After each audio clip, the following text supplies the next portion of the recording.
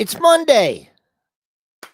We're just hanging up here near all-time highs, consolidating. Tariff news, we don't go down. Bitcoin ripping ahead of Congress.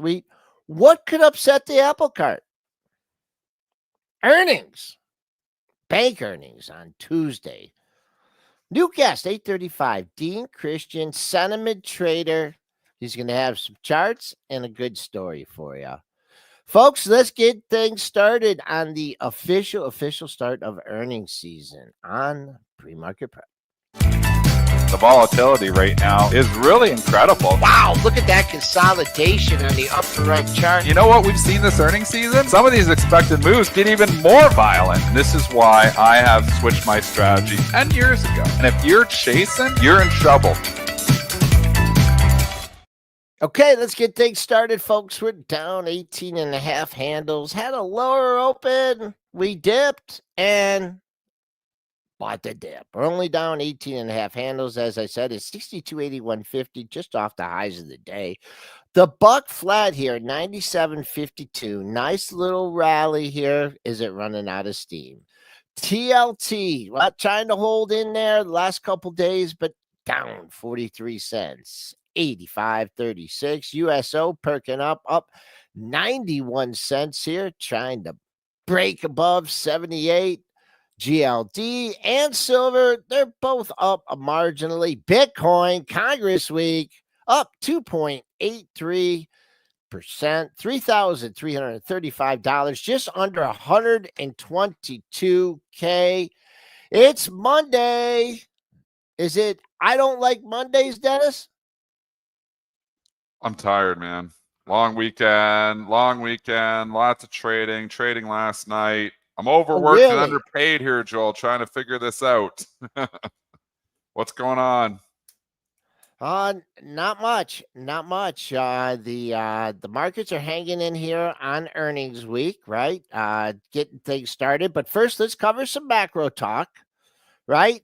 Trump added again 30% tariffs on the EU, and we go down and come right back up. Are you as tired physically as much as you are tired of the tired same of market, the Trump story? Yeah, story. No, I'm tired of the same market. The market doesn't care. The market doesn't care about tariffs. The market doesn't price in anything. We buy the same stocks back on the same news. It's just repetitive. And I mean, that's why you got to trade it. So trade what you see. I go long all those stocks over the weekend. They all go up Sunday night. S&Ps are down. Nobody cares. They just buy Tesla up 4 points anyways. They'll buy their Palantirs up. They'll buy their momentum names up. That's just where they are. The bulls are in complete control. The bears have nothing, man. I don't know when the bears get something. One day they will again, but they come out of their caves for a day and it's gone. I mean, you can argue the S&Ps have been holding on, but the rotation into the momentum trade just makes you think the S&Ps are going to resolve themselves higher again. And then the Fed is in, the position here where they can lower rates if the economy gets into trouble. I mean, it's just in a good position. Now, if you're in the US dollar, that's a different story because, like I've said, US markets relative to the rest of the world are doing okay, but when you factor in the currency, they haven't had a good 2025 at all. But that doesn't matter. If you're US and you're in the US, right, you don't care about the US dollar. So it's something to consider. And it's also something to consider, when you start doing translation and everything later in the year. But I mean, the song goes on. The story remains the same. There's no point to trying to call the top on this because if you're doing it, you're losing a lot of money trying to call tops. I think we've been around a long time doing a lot of different shows under different market environments. And this is the one that, you're always looking for a catalyst for change and something to happen. And negative, and it just doesn't seem like there's anything out there. But let's keep the ball rolling here. We'll just keep talking about the rotation, not moving on here, because this is the overall talk. And Spinner is making a good point in the chat here. I just posted on the screen. And rotating bull market. They sell growth last week to buy the airline's value names. And then what did they do on Friday? The exact opposite. They start selling those value names and they restart buying all the growth names. This is what a bull market is. When the rotation just keeps everything alive. Even though, some stocks having really bad days, and we saw a few stocks fall 3%, 4%, 5%. Remember the cybersecurity space. Remember stocks like Snowflake. some of the momentum names. Those all broke, but it didn't matter. There was other stocks picking up the slack, and there's always those momentum names that are picking up here too. So, it's just that's what a bull market is, and that's what we are in, and that's what we've been in for a long time. Rotation continues to keep us strong.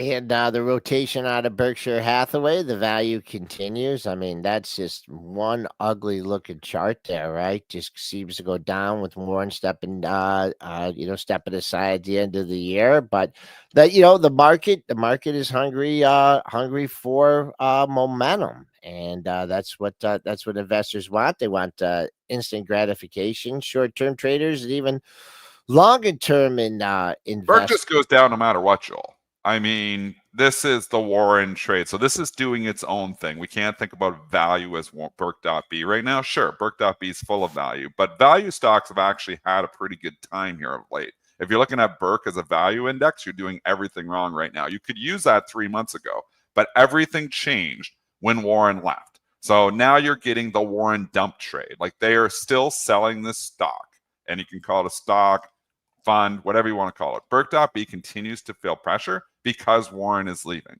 This is the exodus, the slow exodus of institutional money managers saying, I've invested in Berkshire Hathaway for the last 25 years, and I don't want to be invested without Warren, so I'm dumping it. So, like, we've seen, lots of value stocks going higher here as of late with the overall market, and, Berk.B just not participating. So this is completely the Warren exodus trade, you could call it. And that continues. And I don't know when it stops, because, again, when we go to calculate NAV on Berkshire Hathaway, it's a difficult exercise because half the companies are private.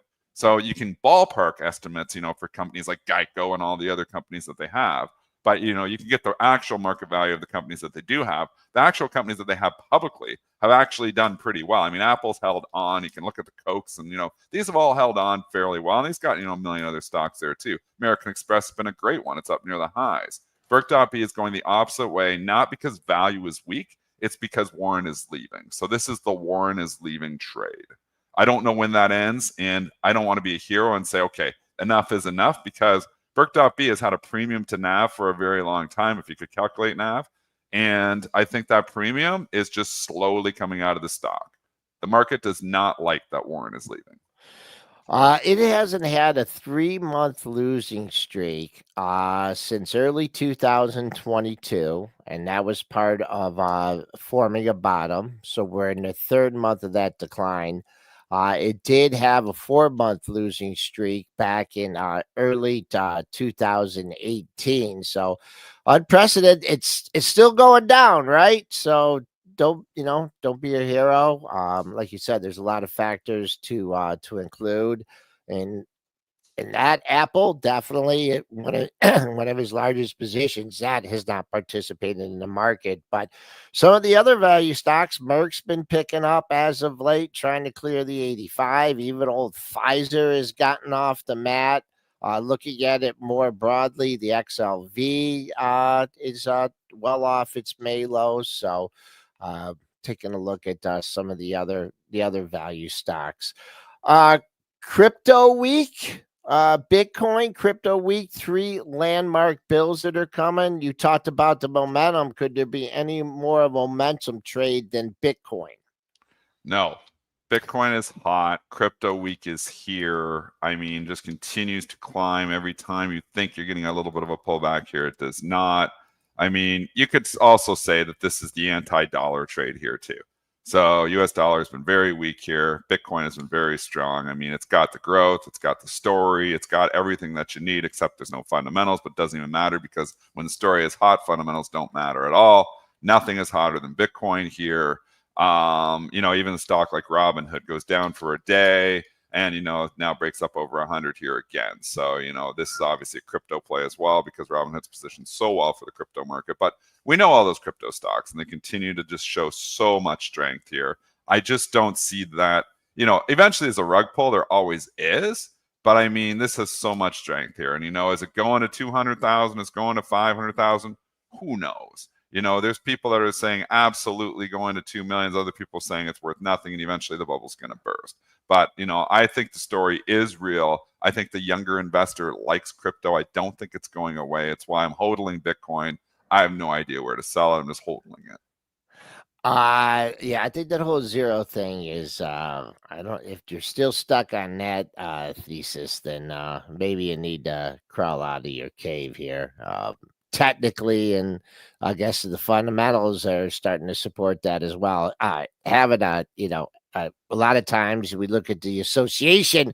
Oh, is it a NASDAQ stock? Is it an inflation stock? It's just it has a mind of its own. You have a lot of the tech stocks down today. It doesn't matter because it has the major catalysts. So looking at Bitcoin, should we get we don't have a great acronym for it yet, but the crazy move, stupid move of the day will come up something good with you. This one has been percolating, but now has exploded.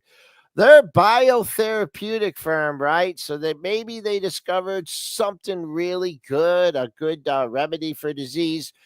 Absolutely not. They announced a business combination to launch a hype cryptocurrency treasury reserve strategy. Dennis, I don't know why I didn't think about doing that over the weekend.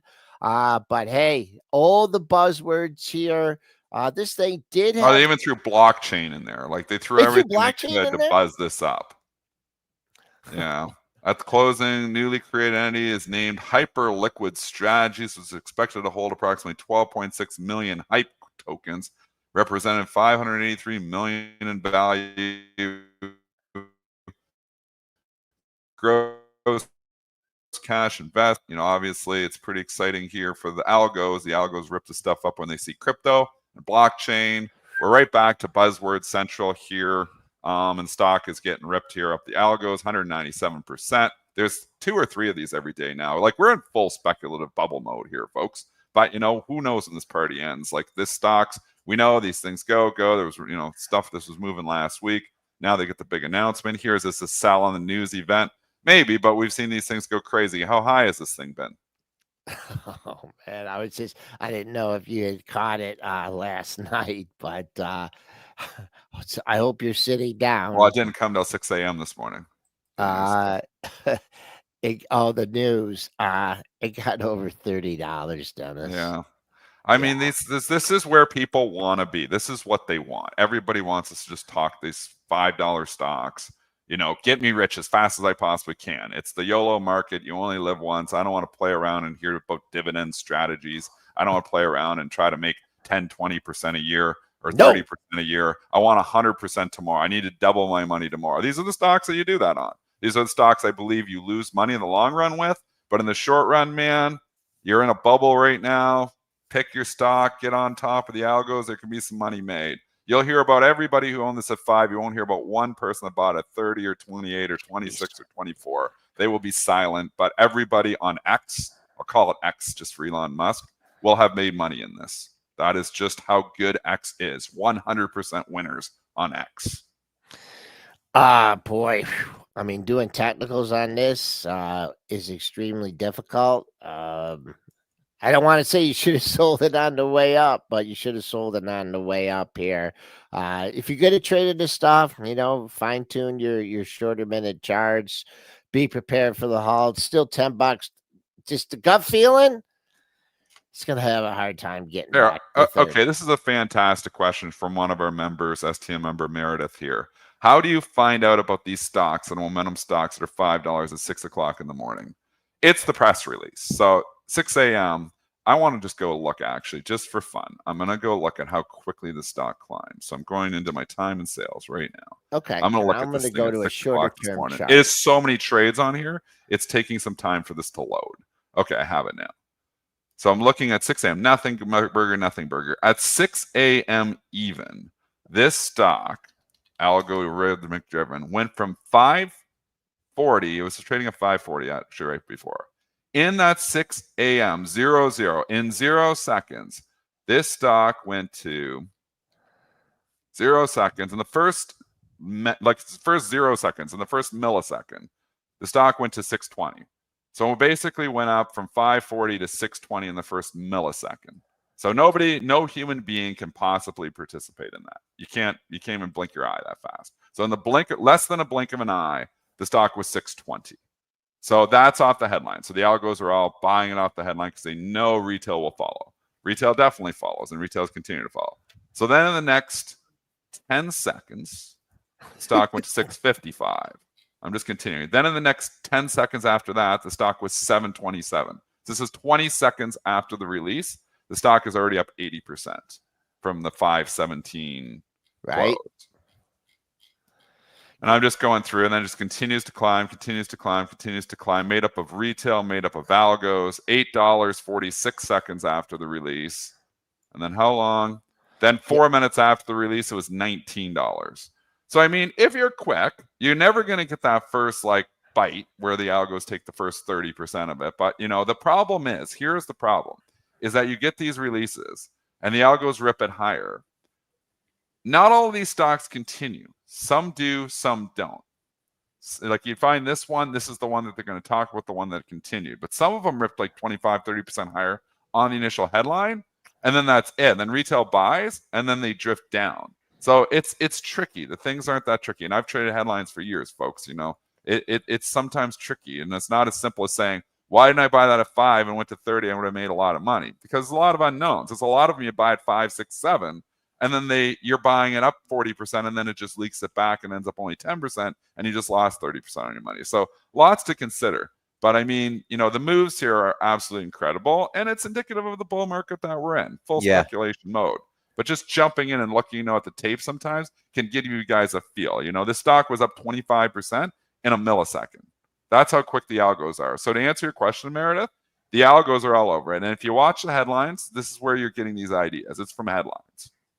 I think to get back to Meredith's question there, and I love how you are, you know, giving a very clear disclaimer on this stuff, Dennis. But I mean, your volume for sure, float. I mean, this is where like low float madness comes from. These kind of names. This name has about 5 million shares in its float, as far as I can find. We did see some increased interest in this stock in July. It traded 130 million shares on July 2nd. We couldn't find any news. And you know, one way that I think you could have identified a name like this, look at your circuit breakers. Look at your stocks that are having circuit breakers, meaning momentum, without any news. This stock was halted, you know, back on July 2nd when it had 130 million shares traded. So this name had been getting some attention, and whether Sonnet decided to do this move because it was getting some attention over the last couple weeks, and maybe they wanted to try to nudge that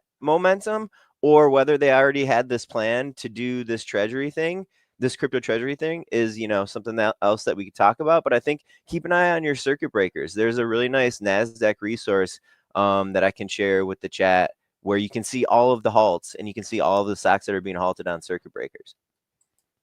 So, and more questions here. Cindy's like, where do you get breaking news like this? Like, this come from a press release. So this, you can get all kinds of different sources. Like, Brent, you've broke it down in the STN room before. I mean, news can be broken by Bloomberg or Reuters or other, but most of the news, like headlines, a lot of them come from press releases. Like a large majority. And you know, besides press releases, SEC filings. Press releases and SEC filings, which they're both free. They're both free resources. SEC filings, that's a government controlled thing. You know, if I had to guess, I'd say 10 to 20% of news that is moving stocks is coming out of SEC filings. A very large remainder of that percentage, like 60 to 70%, is press releases. So, you know, you don't need to get a news service like a Fly on the Wall or a Trade the News or a Street Insider or a Benzinga. You can make an RSS reader on your web browser that pulls in all the press release services, and you can use it, you know, to do some of your news trading, or at the least to stay up to date on the stuff that is moving. You don't have to catch the Sonnet move when it happens right at 6 a.m. But when you see a stock up 200%, you need to have a good resource to go back and go like, oh, well, how is this happening? Oh, there was a press release at 6 a.m. Now this price action makes a lot of sense. Great summary, Brent. Just to give a a longer term perspective on this one, in 1 minute, it went from 541 to 882. In 2 minutes, it went from, mile move, 882 to 1072. That's the first 2 minutes. And then within 3 minutes is when it hit its high at 30.33. So that's how it all unfolded. And then it made that high, and it's been licking. But I think what the gist of Dennis's point is that if you're going to focus on this kind of stuff and be there, then you just have to have the resources to look at all. I mean, more than one press release comes out at a time, and you have to be able to parse through it. The problem is that the algos are doing it automatically. They're picking. Well, you're not going to up. beat the algos ever. Yep. You're not going to beat the news Yep. algos. It's why co-location exists. It's why, they're right there to get the, obviously the news faster and execute faster than anyone else. It's to be the fastest on the headlines. Like, people don't want to, like, they think everything's technicals out there, and they don't want to, like, believe that this all comes from, they can look at a chart and say, well, this was bound to happen because the stock was strong and it was going to have this. Well, in this case, Brent may be right. They knew there was source of strength in the stock, and what a perfect time to release it. But I mean, it's headlines. I mean, this is why, you have so many companies that don't have losing days. They're on top of it. They've got the algos there, and they're just all over it. They're taking it off the bat. Now, where they're selling it, who knows? But, I'd imagine they're out fairly quickly. So, like you said, in the first 3 to 4 minutes, the bulk of the move happened, and then it's been leaking ever since. So, the trade, it's tough to say that you think you're going to get another boom like here. Like, I'm going to buy this at 15, it's going to go back to 50 today. Maybe it is. I mean, there's always that possibility that can reignite again, when these small float names can really move. But it's also the toughest trade, man. This stuff is really hard to trade, especially when you can't get in on the algorithmic move. I'm almost hesitant to bring up the next topic, earnings, because stock had earnings today. I mean, let's cover it. We got to cover the fundamentals. Oh, starting earnings season, yeah. Yeah. The nuts and bolts of the economy, as Dennis likes to say. Fastenal reported today. Just a stalwart. 29 versus 28. Sales 208 versus 207. Better than expected. Q2 EPS. New all-time high for Fastenal. Not much else to say about that. I could give you the pre-market high after the release. Not much volume. It got to 45.56, up $2. It probably exceeds the average daily range for the stock, but there you go. If it's my computer breaking. Give me a second here, Joel. I've got to shut down my IB. It's sucking all my juice here. So okay, yep, just no Dude problem. up, Dennis. Yep, cool. Yep, I'm with you for a sec. Yeah, go for 1 minute. Let me just shut yeah, down. sure. Boom. What else? Actually, I'm here. It shut down fast. You good? Can you hear me? Yeah. Yeah, because it was lagging again. So IB is a juice sucker, Dennis. man. It sucks it. So okay, I'm back here though. Yeah. So Fastenal. One thing to consider here is not even talking about the fundamental. Just talk. It beat by a penny. It beat by 0.01 bill. This is barely a beat. And they're going to rip the stock higher because that's where we're going to be at looking like this earnings season, is that even though the stocks are at the highs, the bar is just low because people keep expecting a slowdown here. So if we're going to like rally stocks on 1 cent beats, it's going to be a really bad earnings season for the bears. So I just see again, I keep looking for it. I want to be bearish. I do. I love bear markets. It's funner to trade. It's more fun to talk about. This boring climb the wall of worry thing has been going on for a long time. But you know what? I'm not trading that way because right now everything keeps telling me that the market just wants to go higher. And people want to like say last week, we saw those Momo names. This was the start of the big correction. I don't see it. I don't see it yet. I saw a few Momo names get hit last week, and sure, that was some profit taking, but I see a lot of them get bought. Some start to get bought right back. But when you got companies beating by a penny and they're just ripping them higher anyways, maybe it turns around and goes lower. But I mean, here's a stock that's right near all-time highs. You'd think, it'd be a pretty high bar because the stock's at an all-time high, and then beats by a penny and they rally it anyways. That's how much the bulls are in control. They're in huge control here right now.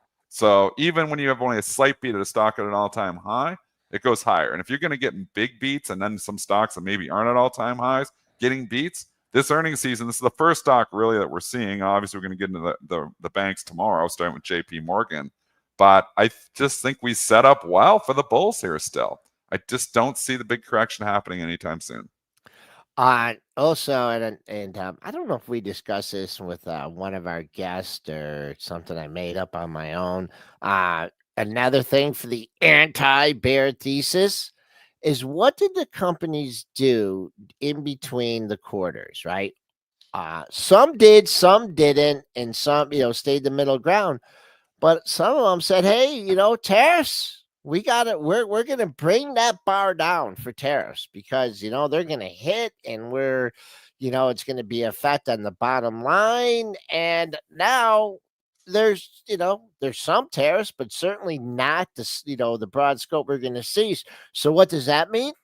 That means there's a lower bar. They already lowered the bar. So to get over it. So another thing, for coming up, like I said, for the anti-bear thesis is, look at what your companies did. And I'm not sure if Fastenal issued a lot of guidance. Some did. Obviously, some that have exposure. And I'll just give it an example. I know Nike's kind of on a weird cycle with its earnings. But oh man, punish this stock because of tariffs, because of Vietnam. And then boom, it just kind of comes back with the market. And then, oh well, we thought it was this, but it was only this. So I think that's one other when you're analyzing earning stocks in your portfolios, or if you're looking for setups, see how much they move that bar. Because as Dennis said, I mean, up $1.93. I don't really see any guidance of them. I'm sure that's way above its average daily move. So keep an eye on the pre-market high, Fastenal. Let me go back to the 15-minute chart. And like I said, the pre-market high, I believe, was 45.56. So looking for a target there in Fastenal. Talking about the banks on Tuesday. Before you leave, because it's one big long run-on sentence there, and I want to chime in here, not on Fastenal, but you talked tariffs just briefly there. And what the fascinating thing here is that the April 2nd tariff rate, when you compare it to the proposed August 1st tariff rate, in many countries, the August 1st rate is much higher than the April 2nd rate. There was a chart. I'm going to retweet it right now here. I don't have it in front of me to post it, but I just retweeted it. And there's a cheat sheet here, and it's right. Brazil is coming in at 50%. Its April 2nd tariff proposed rate was 10%. Canada is going up to 35%. Its April 2nd tariff rate was 25%. You can just go down the list, and all of these, like where we're landing, is actually higher than what that original chart was on a lot of these. But the market doesn't care because the market's done with tariffs. The market doesn't even care. And the market will not start caring about tariffs until you start seeing the bottom lines get hit, because this market does not price anything in. They're not going to get hit this earnings season. They may not get hit next earnings season, and maybe none of these tariffs happen. Taco trade maybe happens, and they kick the can down the road again. That's possible. Who just found that? Because that was great. But I'm looking at this list, and this was by Shea, and I'm not sure how accurate it is, but I know a few of these are, so I'm assuming he did his homework. I mean, look at this. So we were in shambles. Just give perspective here. We were in absolute shambles on April the 2nd when this got proposed. The S&P fell 10% in 3 days. The numbers are higher now that are being proposed. There's going to be more tariffs, but the market has moved on from tariffs, and it's not even listening to it or caring about it. And it will not start caring about it now until corporate earnings start getting hurt. So if the tariffs actually go in August 1st, if they do, the market probably still won't care August 1st, because it's like, well, what's that matter? Then you'll get into like fourth quarter earnings, and the earnings will start getting hit, and then it'll start caring. So the rug pull probably doesn't happen. It could happen August 1st if they don't kick the can down the road. But you can clearly see from, the thing that we were so worried about, that the markets were tanking on and collapsing on to a certain extent, 10% down in 3 days, are still there. But the market sentiment has turned, and the bulls are in control, and nobody cares anymore because they don't think it's going to implement them at these levels. But he might actually implement them. And even if he does, I don't think the markets care that much. They won't care until they start actually seeing corporate earnings go down. That's what it is. And the earnings won't get hit until like fourth quarter. So we're like green light go for the bulls here still, even though these tariffs are there. Yeah, and the bar, talk about the bar for the stocks, the bar for the tariffs, it moves higher, it moves lower, but you're right. The market doesn't care, right? And you just have to see what's in front of you. And maybe the higher the tariffs are, the better for the market. Maybe you should go 100% tariffs on all these countries. Well, because then he comes in at 50 and the market thinks, oh, they're getting a deal. The stock market has write this down. The stock market has totally fallen for the art of the deal. The stock market has totally fallen for it. That's what it is. We are rallying off the art of the deal. It's totally fallen for it. We were talking 250, 150% for China. Well, 30 or 40 or wherever the hell China landed, 50 sounds like a good deal. Is it going to be good for companies if they actually go in? No. You're going to see corporate earnings fall in the fourth quarter. But who cares about the fourth quarter? We're still talking about second quarter earnings. So, I mean, that's so far away. Why would we even worry about that? And then we can just buy up stocks that are tariff proof, which, we started creating a list of that in the STN room too. I mean, there's a lot of stocks that aren't going to be impacted that much, but so many considerations here. But the art of the deal, the market's totally fallen for it, man. It's totally fallen for it. And, here we are somehow. So give Trump credit. Somehow he's got the August 1st rates on a lot of cases actually higher than the April 2nd rate, yet the market's at all-time highs. Trump has worked the markets magically. Okay, just we got our guest, a new guest coming on at 8:35. Dean Christians from Sentimentrader. Gonna get talk about sentiment in the markets and also some of the technical analysis you use to take advantage of those changes in sentiment. Just real quickly, we'll just talk about Tuesday and Wednesday. Tuesday morning, JP Morgan, Citigroup, and Wells Fargo report, and we had that big move last week, right? HSBC coming out, picking out all these stocks, and they got a pretty good response. I mean, Goldman has come down despite the the stress tests and being able passing them and being able to do things. These have come in, but JP Morgan, I mean, stock has pulled off its all-time high, held the 280 level. I mean, how could the tariffs take a bite out of JP Morgan?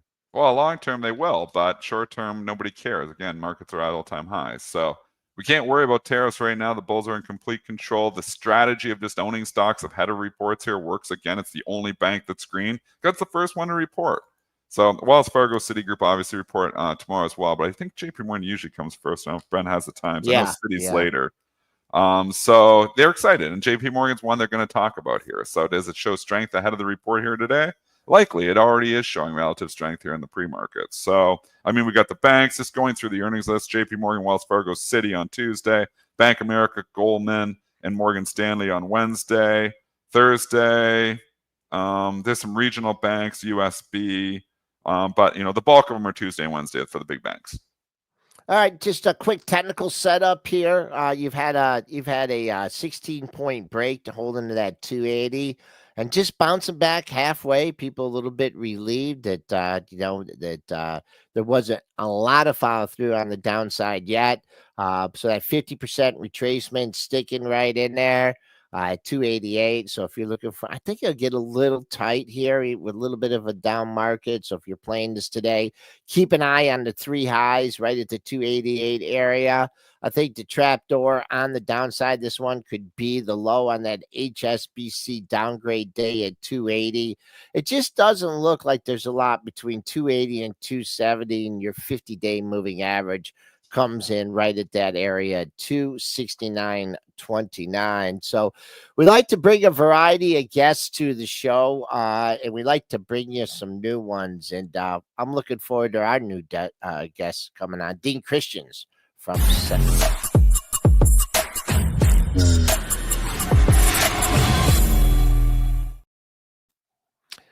All right, we are bringing Dean to the stage. Good morning, Dean. How you doing on this Monday morning? Senior research analyst at sentimentrader.com. I'm doing great, Joel. Thanks for having me on this morning. How are you?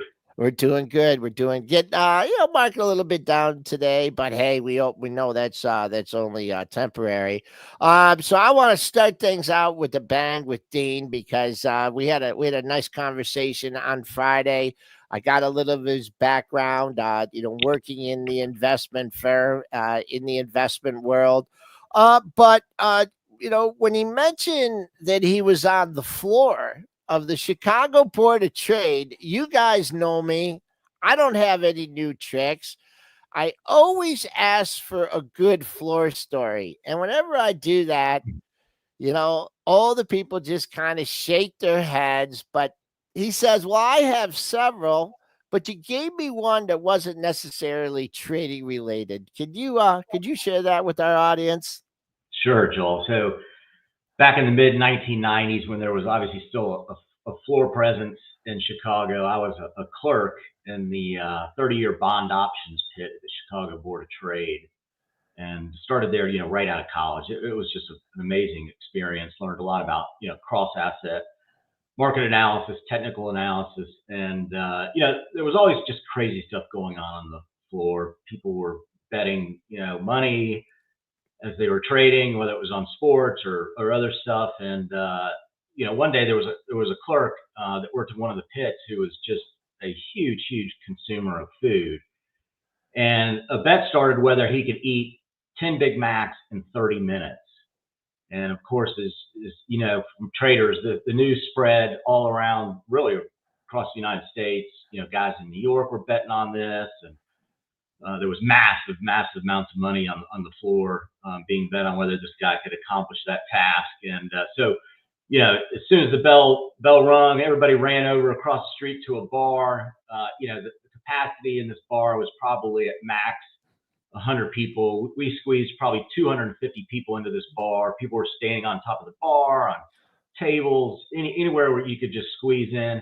It was a hot summer day, and guys were smoking cigars and everything, and drinking and having a good time. And this guy was sitting in the middle of the bar, had the 10 Big Macs from him, and interesting, he was drinking a Coke to wash it down. And needless to say, he got to 8.5 Big Macs, and time ran out, and didn't win the bet. But that was just one of the more fun, sort of interesting, non-trading related stories that I have from working on the floor.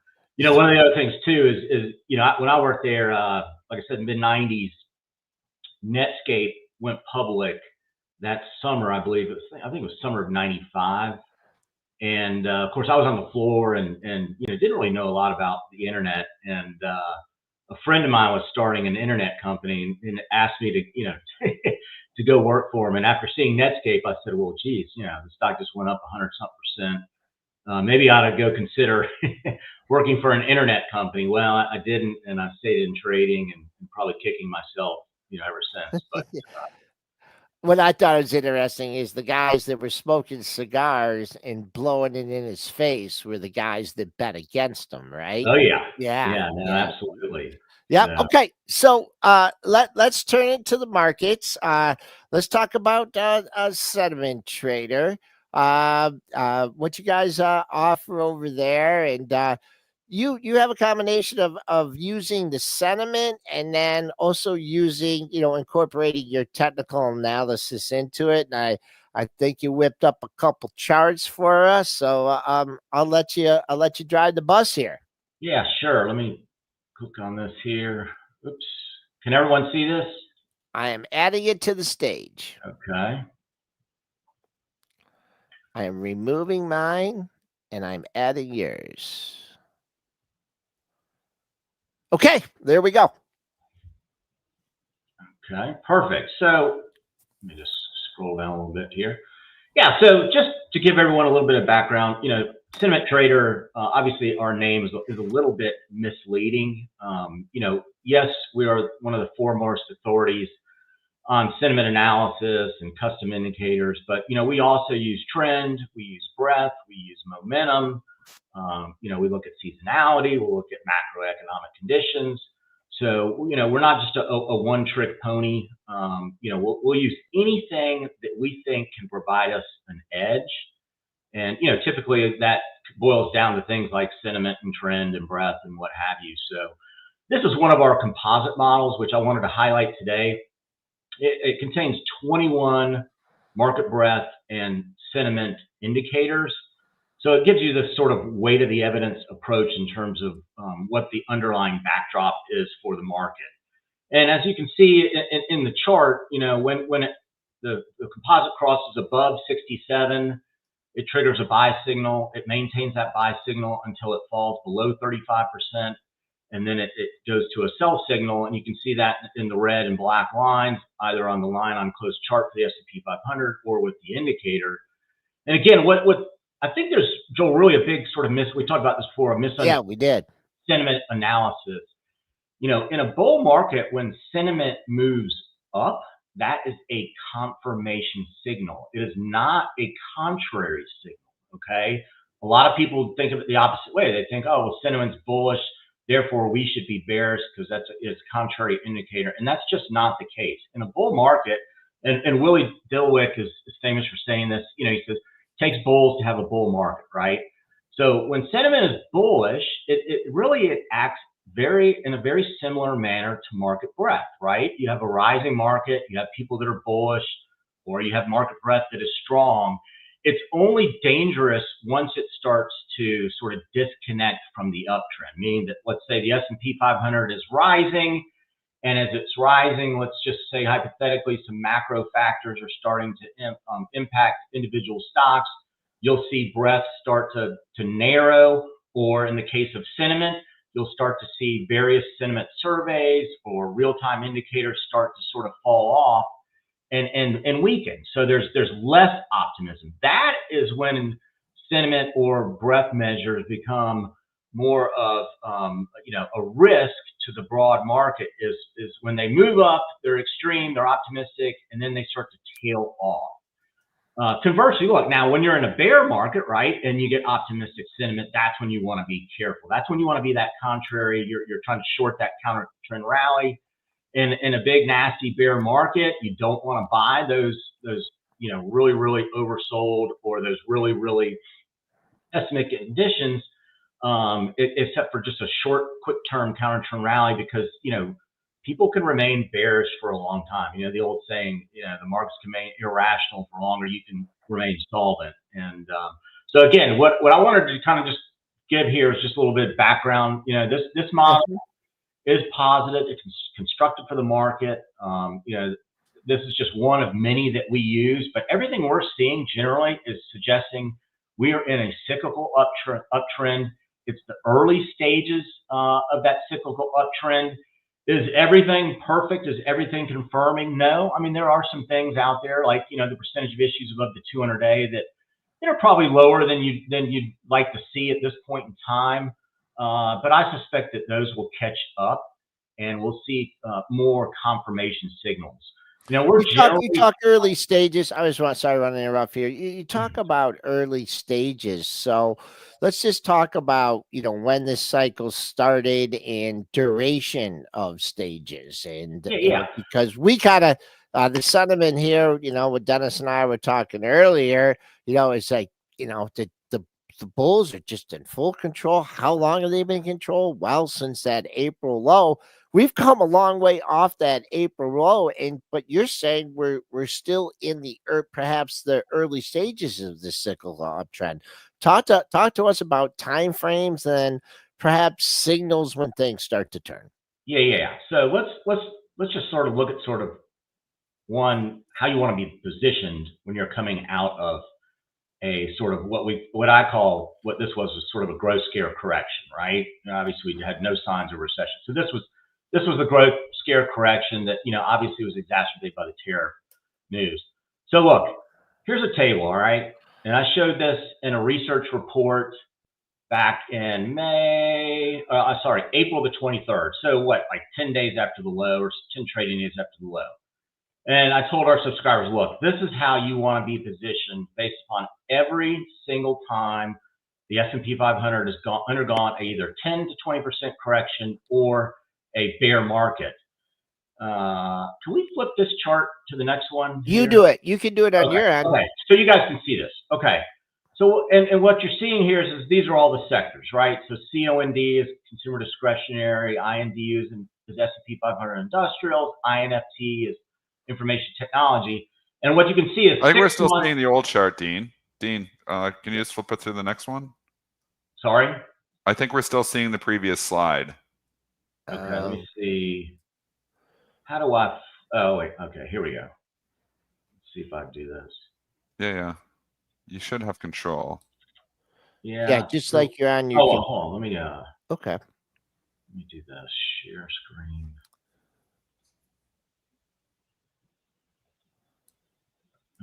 Oh, you got to share a different slide altogether. Okay. We're gonna get this figured out here. Yeah, sorry.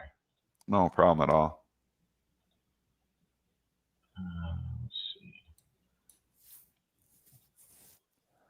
Oh, that's not it. Hold on. Sorry, guys. No problem at all. First time on the show. Figuring out this StreamYard. It's tricky sometimes to figure it out. You know what they did lately too is StreamYard got rid of the words at the bottom. They're just using symbols, and I'm like, it screwed me up too. And I'm like, well, it's a plus sign and this. They used to have the words written under it, and they just figured everybody just knew the symbols. So, which kind of drives me nuts too when I'm trying to share something. Share screen. Yeah. And then I'll just switch over to the next one. Perfect. There we go. All right. Can everybody see that? Yeah, we're gonna bring it up right now. Okay. It's just coming up. Yep. There we go. Boom. Perfect. Okay. Sorry about that. Okay. Yeah. So look, this is a table, right? This table shows you what has happened to the S&P 500 sectors after 10 to 20% corrections and bear markets. And what you can see is INFT here is technology, right? 90% of the time after a 10 to 20% correction, the S&P 500 technology sector outperforms the S&P 500. So these are net numbers here. You can see that going back all the way to 1989, tech has outperformed 6 months later every single time, 9% of the times since 1956 in terms of these 10 to 20% corrections. Very clearly, same thing. Industrials 65% of the time, consumer discretionary 70% of the time, financials 65% of the time. So these are the big four horsemen, right? We've got consumer discretionary, financials, industrials, and technology. That's where you want to be positioned when you have one of these gross scare corrections like we just had, and you go in and you buy these stocks down near the lows, you buy these sectors down near the low, and then you wait for sort of that relative strength to materialize, and then you jump on board individual stocks. Okay, so that's sort of just the backdrop, right? And that's exactly what we've seen has happened. At the 3-month mark now, the S&P 500 technology sector has outperformed the S&P 500 by like 18%. Okay, that's like one of the best outperformance periods in history over the first 3 months. Wow. And I suspect that this trend will continue. So again, what we've seen play out here after this correction low is exactly what plays out is played out through history, right? There's that old saying that what history rhymes or whatever. So again, this is what we've been trying to emphasize with our clients is make sure that you're focusing on relative strength within these 4 cyclical sectors. And again, these sectors have performed well. And again, we know, right? We've got this sort of AI ecosystem trade that is taking place. Consumer discretionary has not probably done as well as one would have thought, but there's issues, right? We still have high interest rates, relatively high interest rates. That's impacting the housing market. And so that's to be expected. I mean, if you had to label what's taking place here, maybe you say this was some sort of mid to late cycle correction where the macro factors are sort of still in play. And again, those macro factors are high interest rates, and that's going to impact the consumer. But what we've seen is very positive for technology. Let me go take a look at a couple other ones here. And again, this next one is related to cyclicals as well. This is something that I published last week. Let's take a look here. Let's see if this is the right one or not. That's technology. Well, let's just take a look at this. So just as we were talking about technology, last week we had a signal with technology, right? So in the depths of the bear, this little mini sort of crash, bear market liberation day sell-off, the percentage of S&P 500 technology stocks in a bear market, and we just define that as a stock that's down 20% or greater from a 252-day high, reached 91%. And so what you can see now, that's reverse, right? So we've gone from 91% down to 36%. That's a bullish sign, okay? When you look at that sort of threshold, 36%, the S&P 500 technology sector annualizes at 31% when it's below that level. So that's where it is right now. If you look at it just from, if you can scroll down just a little bit, Joel, we'll have another chart in here, but you can see, well, let me scroll, or is that?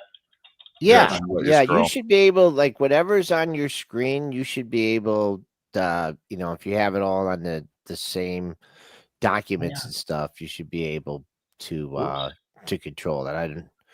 We can put up whatever you have. We can remove this and put up something new. For some reason, it's not letting me scroll down. Here, let's see. Yeah, it won't let me. Okay. Well, anyway, so again, when it goes from 90% to 36%, the S&P 500 technology sector has risen 94% of the time over the following year.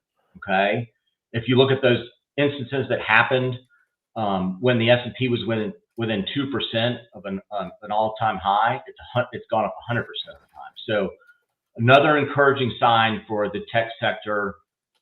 This recovery in terms of stocks that were in a bear market coming out of a bear market. Another interesting one here we'll look at is just in general a cyclical sector. So let's stop sharing this one. Okay. Share screen. Let's take a look at this. Okay, can you see this one here? Yeah, we're bringing it up now. Okay.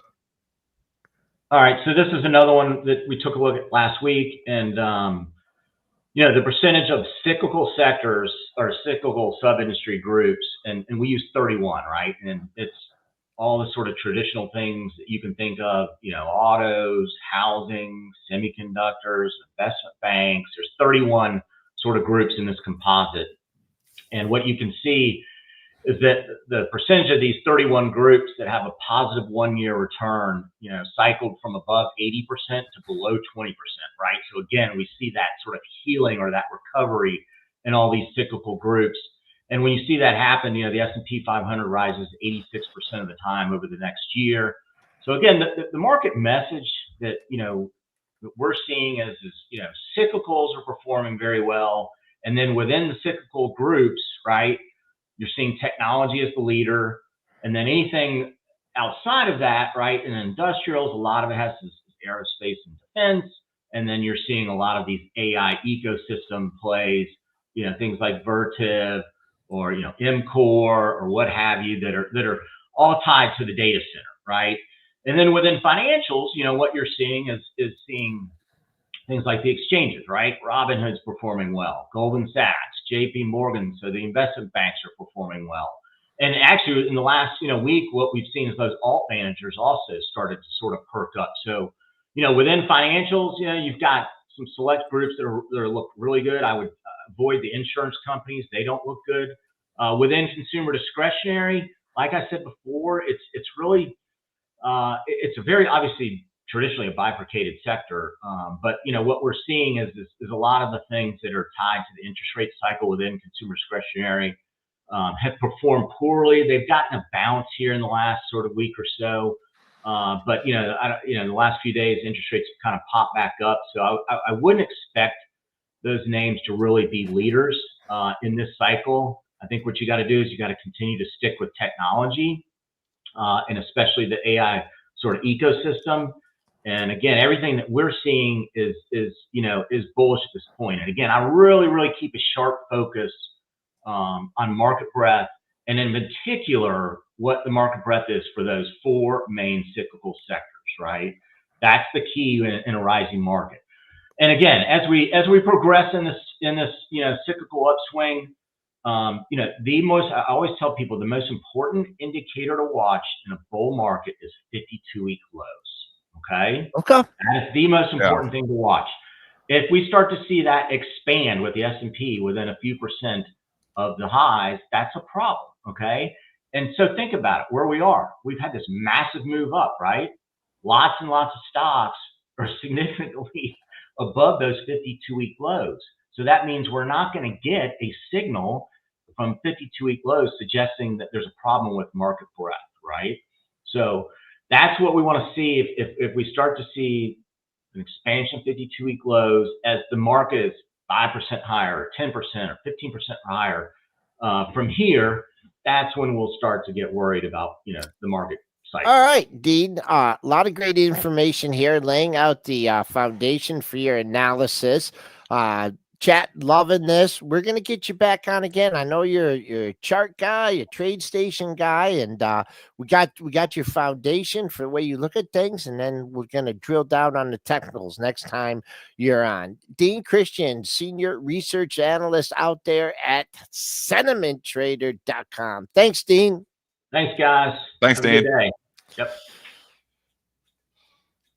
Okay, 8:56 here. Market just hanging out near the pre-market highs. Really very little movement here. But hey, it wouldn't be a show unless we talked about Tesla, right? And They all want to talk Tesla. What? Again, the market just quickly forgets. Like on the momentum names, it doesn't forget on the names that are hated, because what you have, like, you got to separate. If you have like a social media darling, there's always underneath demand for those stocks. And that's why those ones quickly bounce back. You have stocks like Centene from last week just continues to go down because there ain't nobody that cares about Centene. There's no retail, coming in and buying Centene and saying, yeah, we love this stock. They tried to do on UNH, they couldn't do it. They're definitely not going to do it on Centene. A stock like Tesla, last Monday we're talking, and it's down 8% on Musk forming his own party, and they're like, oh my gosh, and again, here we are a week later that gets it all back. The market forgets.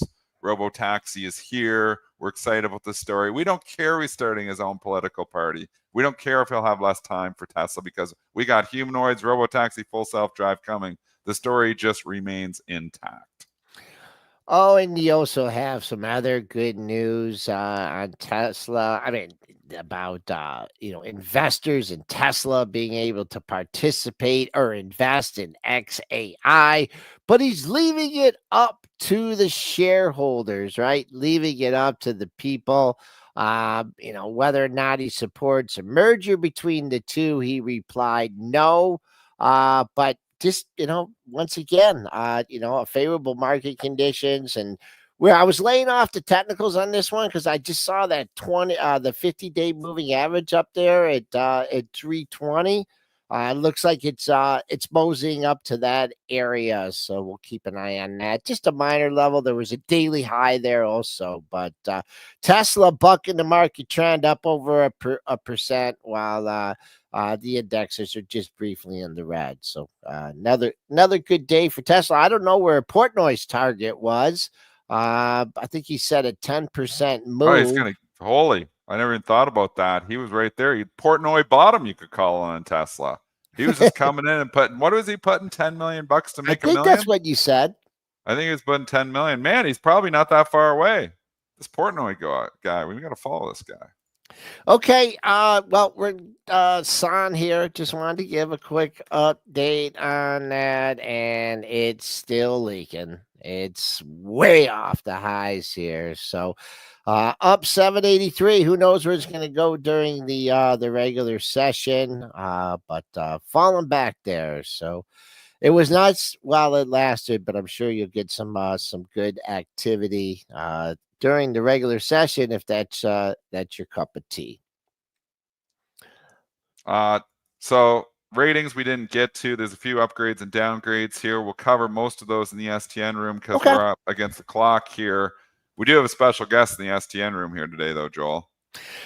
Gordon Johnson, a crowd favorite. I can say that. He'll be joining us at 10 a.m. And, he covers a lot of things. He covers solar. He follows steel, which has been very interesting as late. So hop over there and join us. That's it for today, Monday, July 14th, pre-market price.